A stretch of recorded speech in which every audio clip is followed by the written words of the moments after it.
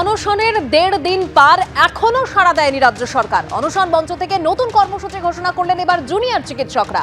পঞ্চমীর বিকেলে ফের শহরে মহা মিছিলের ডাক দিয়েছেন জুনিয়র চিকিৎসকরা। সরাসরি সন্দীপ সরকার আমাদের সঙ্গে রয়েছেন। সন্দীপ,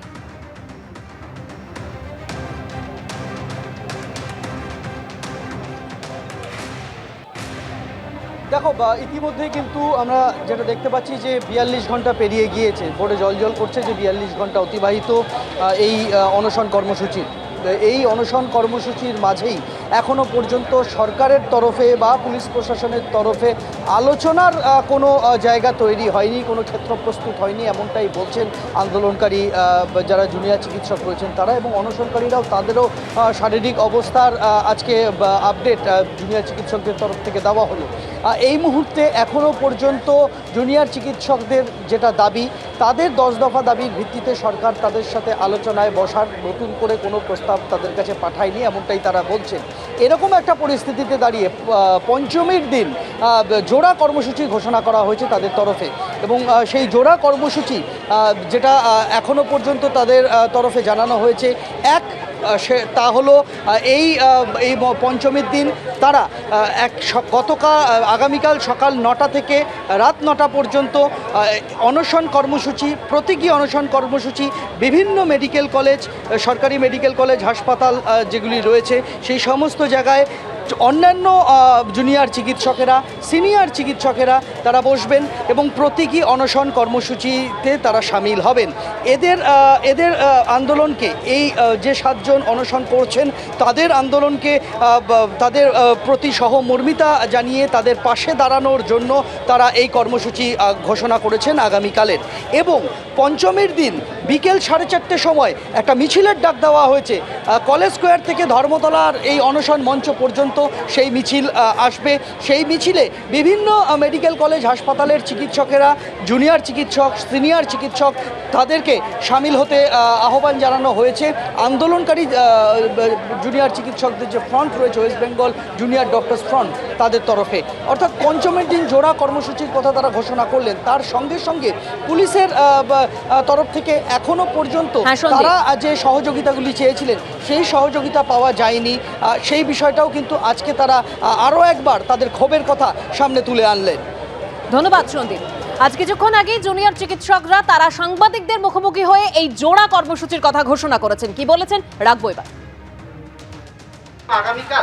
আগামীকাল সকাল 9টা থেকে রাত 9টা আমরা বিভিন্ন কলেজের জুনিয়র ডাক্তার হোক, বিভিন্ন সিনিয়র ডাক্তাররা, বিভিন্ন সংগঠন নির্বিশেষে বিভিন্ন সিনিয়র ডাক্তাররা, তারা স্বাস্থ্যকর্মী, নার্স, তারা ঠিক যেমন আমাদের এই অবস্থান মঞ্চে বা অনশন মঞ্চে কিছু মানুষ, দেখুন এখানে পুলিশ আমাদের জায়গা বাড়াতে দিচ্ছে না, এখানে সবাইকে অ্যাকোমোডেট করা সম্ভব নয়।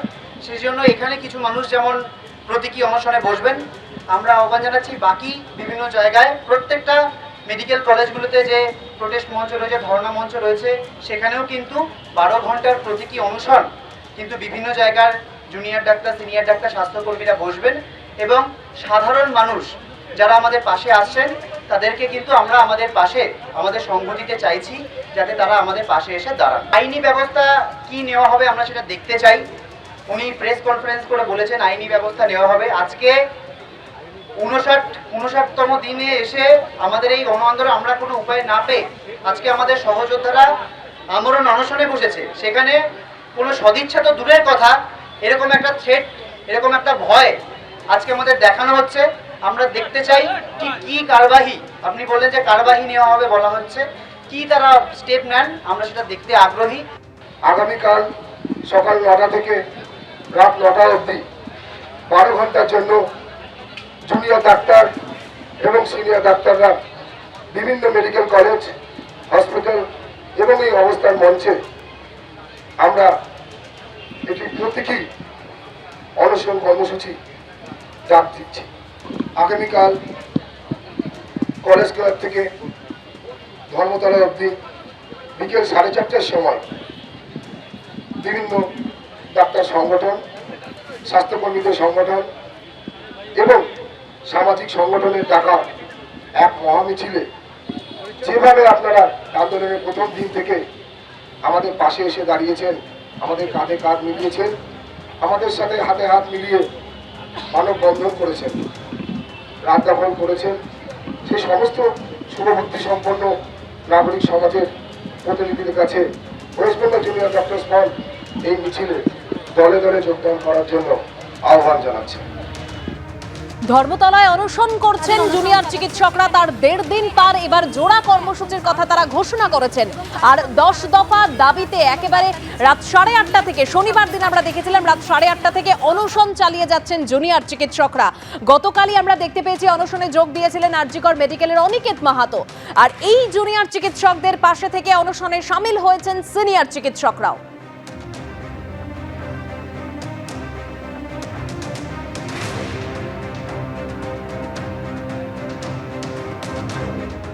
এই আন্দোলনের যে অন্যতম দাবি সেই থ্রেড কালচারকে কেন্দ্র করে, সেখান থেকে 59 জনের অভিযুক্ত ছিল, ইনকোয়ারি কমিটি রিপোর্ট হয়, রিপোর্ট থেকে পর্যাপ্ত শাস্তির ব্যবস্থা করা হয়।